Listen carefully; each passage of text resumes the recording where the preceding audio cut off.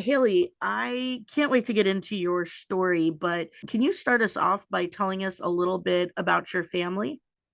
Yeah, so I am married to my husband. We've been married for 7 years. His name is Gary Worrell, and we met when we were about 10 years old at church. His family moved around a lot, but they ended up in Prescott, and so we met when we were like 10.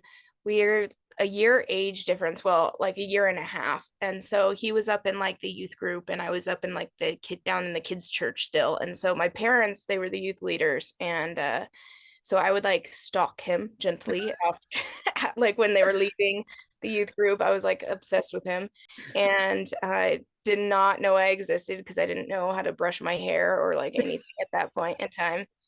And so finally, when I got to move up there in sixth grade, so like a year later, and learned how to brush my hair and, look like presentable, we started talking, became friends. And then when we were 13, we started dating, and it's kind of like back and forth within that time. But yeah, we just became best friends most throughout since till we were 18. We were best friends, and right when we were 18 was the last time that we had like really, I was a senior in high school, I was about to graduate, he had just graduated, and we got back together for like the final time, and proposed to me a couple months later, like maybe 6 months later, and then we got engaged, and then I got pregnant with our first son, Clayton, who's 7 now, and then we got married, and